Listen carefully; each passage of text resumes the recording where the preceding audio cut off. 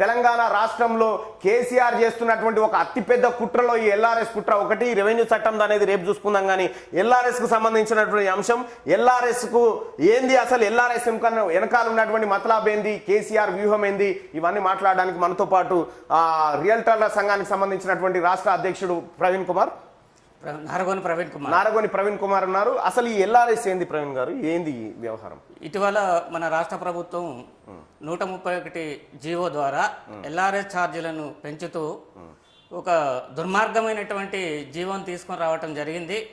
ఈ జీవో ప్రకారము లక్షలాది రూపాయలు, ఒక 200 గజాలు ఉన్నటువంటి వ్యక్తి 2 నుంచి 4 లక్షల రూపాయలు ఎల్ఆర్ఎస్ ఛార్జీలు కట్టాలట. ఎల్ఆర్ఎస్ అంటే ల్యాండ్ రెగ్యులరేషన్ స్కీమ్ లేదా లేఅవుట్ రెగ్యులరేషన్ స్కీమ్. చెప్పండి. లేఅవుట్ రెగ్యులరేషన్ స్కీమ్ అంటే ఇప్పటిదాకా అయినటువంటి, అంటే ఒక 70 ఏళ్ల క్రితము, 60 ఏళ్ల క్రితము, 50 ఏళ్ల క్రితం అయినటువంటి లేఅవుట్లు కూడా దొంగవట. అందులో ఉన్నటువంటి ప్లాట్ల కొనుగోలుదారులు, అంటే ప్లాట్ ఉన్న ప్రతి వ్యక్తి దొంగట. అంటే ఈ లెక్క ప్రకారం కేసీఆర్ కుటుంబం తప్ప ఈ రాష్ట్ర ప్రజలంతా దొంగలే. ఈ ప్రకారం అని వాళ్ళు ఆ జీవో ద్వారా డిక్లేర్ చేస్తున్నారు.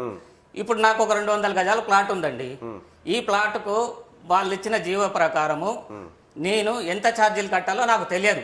నేను అప్లై చేసుకుంటే వాళ్ళు నాకు మెసేజ్ పంపితే అప్పుడు తెలుస్తుంది ఎంత కట్టాలనేది.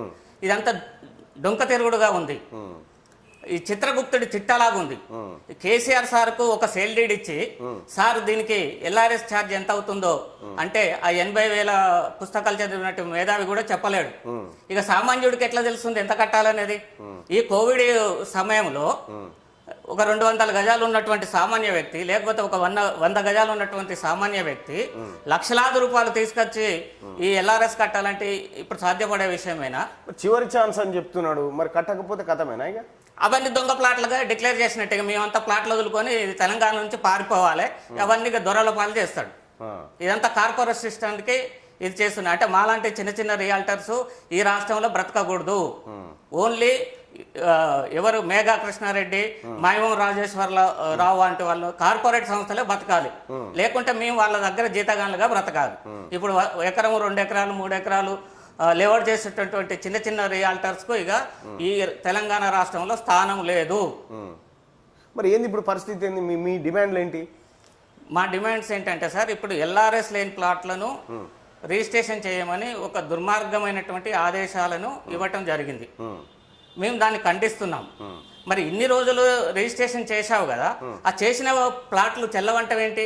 ఒక్కొక్క సేల్ డేట్ 5 సార్లు అయింది, 10 సార్లు అయింది, 15 సార్లు అయింది. మేము దానికి తగిన రుసుము కట్టి రిజిస్ట్రేషన్ చేసుకున్నాం. మరి అది చెల్లనటంలో మీనింగ్ లెస్ కదా. మరి ఆ పైసలు వాపస్ ఇస్తారా ఇప్పుడు?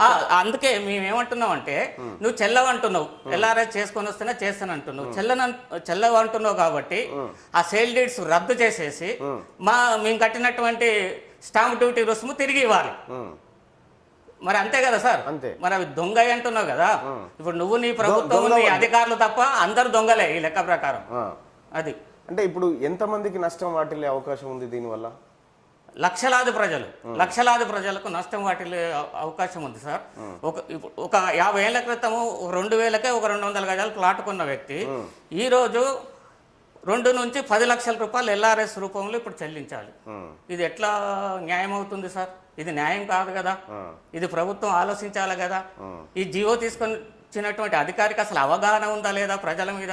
అసలు ఇలాంటి అధికారులు ఈ ప్రభుత్వాన్ని ఏం చేద్దాం అనుకుంటున్నారు, ఈ ప్రజల్ని ఏం చేద్దాం అనుకుంటున్నారు, ఇది తెలియాలి కదా. ఇప్పుడు మీ సంఘం తరపున ఏం చెప్పదలుచుకున్నారు? వెంటనే ఈ 131 జీవోను రద్దు చేయాలి. ₹1కే 200 గజాల లోపు ఉన్నటువంటి ప్లాట్లకు ఎల్ఆర్ఎస్ ఇవ్వాలి. పెంచినటువంటి ఎల్ఆర్ఎస్ ఛార్జీలను తగ్గించాలి. అది సార్ మా డిమాండ్స్. ఎల్ఆర్ఎస్ లేకున్నా కూడా రిజిస్ట్రేషన్ కొనసాగించాలి యథావిధిగా. ఇవాళ మేము రాష్ట్ర వ్యాప్తంగా అన్ని సబ్ రిజిస్ట్రార్ ఆఫీసుల ముందు మా సంఘం తరపున ధర్నా చేస్తున్నాము. ఇప్పుడు 11:30కు మా ధర్నా మొదలవుతుంది. రాష్ట్ర వ్యాప్తంగా అందరూ రియాల్టర్స్, ప్లాట్ల ఓనర్స్ ధర్నా చేయడం జరుగుతుంది సార్. రైట్. దీని వెనకాల ఒకసారి చూసుకుంటే ప్రజలారా, కేసీఆర్ ఎప్పుడైనా ఆయన వ్యూహం చెప్తా ఉన్నా, కేసీఆర్ ఎప్పుడైనా తను ఒక వ్యవస్థలోకి జొరబడాలంటే ఫస్ట్ ఆ వ్యవస్థని చిన్నాభిన్నం చేస్తాడు. చిన్నాభిన్నం చేసి జొరబడి మొత్తం అటెన్షన్ అంతా తన చుట్టూ దింపుకునేటట్టు చేసి మళ్ళీ ఏ ఎల్ఆర్ఎస్ లేదు గిల్ఆర్ఎస్ లేదు వేపై ఉండంతి అని అంటాడు, ఒడిచిపోతుంది అన్నట్టు. సో ఇట్లా కేసీఆర్ కేవలం జిహెచ్ఎంసీని దృష్టిలో పెట్టుకొని, వరంగల్ కార్పొరేషన్ ఎన్నికల్ని దృష్టిలో పెట్టుకొని, ఖమ్మం కార్పొరేషన్ ఎలక్షన్ని దృష్టిలో పెట్టుకొని ఆడినటువంటి ఒక గేమ్ ఇది. ఈ గేమ్లో దాదాపు రియల్టర్లు, పేదవాళ్ళు ఎంతో మంది సఫర్ అయిపోతా ఉన్నారు. కొంతమంది సుసైడ్ చేసుకునేటువంటి పరిస్థితికి వచ్చింది కేసీఆర్ నిర్ణయంతో. ఇంకేమని సార్, ఒక ఆడపిల్ల కోసము ఒక 20 ఏళ్ల క్రితం ఒక అతను 200 గజాలు ప్లాట్ కొన్నాడు సార్. అతను ఇప్పుడు పిల్ల పెళ్లి పెట్టుకున్నాడు. ఆ పిల్ల పెళ్లి చేయాలంటే ఈ 200 గజాల ప్లాట్ అమ్మాలి. ఎల్ఆర్ఎస్ లేదా ఆ ప్లాట్కు. మరి ఇప్పుడు ఎల్ఆర్ఎస్ లేకుండా రిజిస్ట్రేషన్స్ కావు కాబట్టి ఎవరు కొనరు. ఇప్పుడు ఆడపిల్లల పెళ్లిళ్ళు ఆగిపోతున్నాయి. ఇవాళ కోవిడ్ రోగంతో పాటు అనేక దీర్ఘకాలిక రోగాలు వస్తున్నాయి సార్. లక్షలాది రూపాయలు హాస్పిటల్లో ఖర్చు పెట్టి వైద్యం చేయించుకోవాలి. అక్కడ కూడా ప్లాట్ అమ్ముకొని వైద్యం చేయించుకోవాల్సిన పరిస్థితి ఏర్పడ్డది. 100-200 గజాలు ఉంటే ఆ ప్లాట్ రిజిస్ట్రేషన్ కాదు. అంటే ఇక ఆ రోగం వచ్చినోడు వాడు సావాలి.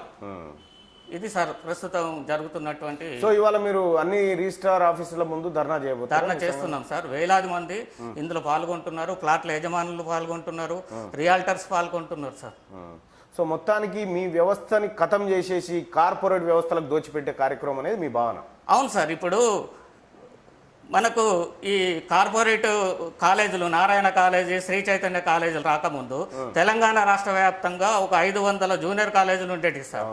ఈ కార్పొరేట్ కాలేజీలు ఎప్పుడైతే వచ్చినాయో ఈ మిగతా జూనియర్ కాలేజీల విషయమే మర్చిపోయాను, అవి కొలాప్స్ అయిపోయినాయి సార్. ఇప్పుడు అట్లాగే ఈ రియల్ ఎస్టేట్ రంగంలో ఓన్లీ కార్పొరేట్ సంస్థలను తీసుకురావడానికి కేసీఆర్ గారు వారి ప్రభుత్వం చేస్తున్నటువంటి కుట్ర సార్. ఈ లెక్క ప్రకారము ఇక వేరే వ్యక్తి ఎవరు ఈ స్థిరాస్తి వ్యాపారం చేయకూడదు, ఓన్లీ ఆ కార్పొరేట్ సంస్థలు మాత్రమే చేయాలి. Right, thank you so much Praveen Kumar గారు. నమస్కారం. సో ఇది మిత్రులారా, ఆ ఎల్ఆర్ఎస్కి సంబంధించి రాష్ట్ర ప్రభుత్వం చేస్తున్నటువంటి అత్యంత దారుణమైనటువంటి విషయం ఇది. మొత్తం రియల్టర్లను ఎక్కడ చిన్న చితక ఎకరం 2 ఎకరాలు చేసుకునేటువంటి రియల్టర్లు ఎవరైతే ఉంటారో వాళ్ళని దెబ్బగొట్టే విధంగా, వాళ్ళని ఇబ్బంది పెట్టే విధంగా రాష్ట్ర ప్రభుత్వం నిర్ణయాలు తీసుకొని ఇవాళ కేవలం కార్పొరేట్ సంస్థలకు సంబంధించి వాళ్ళ గోదాములు నింపడం కోసం అసలు రియల్ ఎస్టేట్ దందా చేస్తే మెగా కృష్ణారెడ్డో లేకపోతే మహూం రామేశ్వరరావు చేయాలి తప్ప ఇంకొకరు చేసే పరిస్థితి లేకుండా తెలంగాణ రాష్ట్ర ప్రభుత్వం ఒక దుర్మార్గమైన చర్య తీసుకుంది. ఇది ఎక్కువ రోజులు ఉంటుందని నేను అనుకోను. కేవలం జిహెచ్ఎంసీ ఎన్నికల స్టంట్ మాత్రమే. కేసీఆర్ మళ్ళీ ఏమంటారంటే ఇలా ఇబ్బంది పెట్టిండు కదా, లేదు అసలు లేనే లేదు, చేసేరువా అందరికి చేసేరువా రిజిస్ట్రేషన్లు అంటాడు. అప్పుడు ప్రజలు ఉబ్బి తబ్బిబ్బాయి, అబ్బా కేసీఆర్ ఎంత మంచి నిర్ణయం తీసుకున్నారు మనం అంటామన్నట్టు. గది పొద్దున్న నుంచి రాత్రి రాక మాడబెట్టి కడుపు మాడిచి ఆఖరికి కోడిగుడ్డుతో భోజనం పెడతాడు. అమ్మ ఎమకమ్మ భోజనం పెట్టిండ్రు అని మీరు అంటారు. మీరు చూడరు అదే.